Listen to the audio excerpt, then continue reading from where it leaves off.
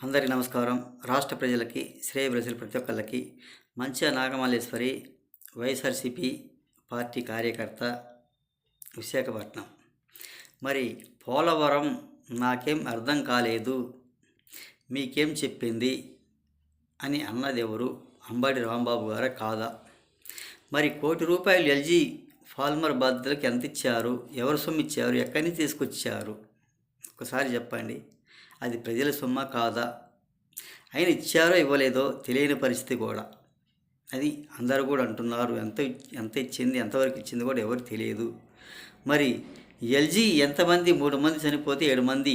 మరి ₹23 మందికి ఎంత ఇచ్చారు? ఎవరు సొమ్ము ఇచ్చారు? ఎవరు తాలూకు ఇచ్చారు? ఒక్కసారి చెప్పండి.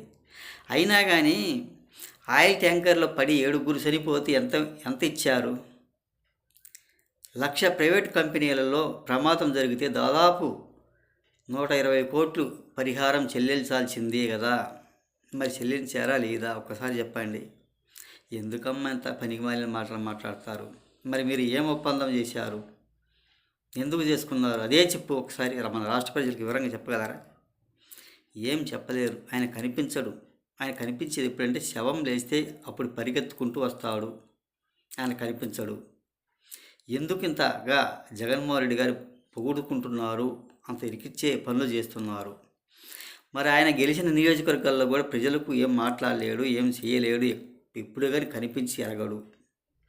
మీరేం సింపతి పొందడానికి ఇటువంటి మాటలు మాట్లాడుకుంటూ ఇటువంటి పనికిమాలిన వ్యవహారం చేసుకుంటూ ఉంటారు మీరు. అదేనా మీకు సరైంది? ఎప్పుడైనా కానీ అసెంబ్లీకి వెళ్ళడు, అసెంబ్లీలో కనిపించడు. అదేనా? కనీసం నియోజకవర్గాల్లో ఏం చేశారు, ఎలా చేశారు, ఎంతవరకు వచ్చింది అన్న ప్రస్తావన కూడా ఉండదు. అసలు కనిపించడు. శవం లేస్తే కనిపిస్తాడు, శవం లేకపోతే ప్యాలెస్లలో ఇటు బెంగళూరునో, ఇటు తమిళనాడునో, ఇటు హైదరాబాదనో ఏదో ఒక ప్యాలెస్లో జరబడతారు. ఇటు తాడిపల్లిలేను. అంత మాత్రానికి రాజకీయం అవసరమా? అంత మాత్రానికి సీఎం పదం అవసరం ఆయనకి? ఎందుకింత? మీరు చేసిన పరిపాలన ఆ విధంగా చేశారు. 5 సంవత్సరాల పరిపాలన.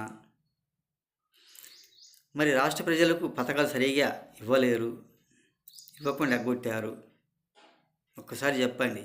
వాళ్ళు ఇచ్చుంటే అవుననుకోవచ్చు, వాళ్ళు ఇవ్వలేదు కాబట్టి ఎవరు ఆస్కారం కూడా లేదు అడగటానికి. ఒక్కసారి చెప్పండి.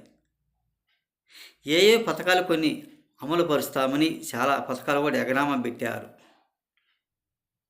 ఒక్కసారి చెప్పండి. రాష్ట్రపతి ఏమి ఇచ్చారు పథకాలు? వాళ్ళు మాట్లాడడానికైనా కానీ, వాళ్ళు చెల్లించుకోవడానికైనా కానీ ఏం పథకాలు సరిగ్గా అమలు చేయలేదు ఇచ్చిన పథకాలలో. ఒక్కసారి ఆలోచించండి అని తెలియజేస్తూ, వాళ్ళు అడగటానికి ఆస్కారం లేదు. వాళ్ళు చేసిన పనులు చాలా చెత్త పనులు, చాండాల పనులు ఉన్నాయి అని తెలియజేసి ప్రతి ఒక్కళ్ళకి హృదయపూర్వక ధన్యవాదాలు.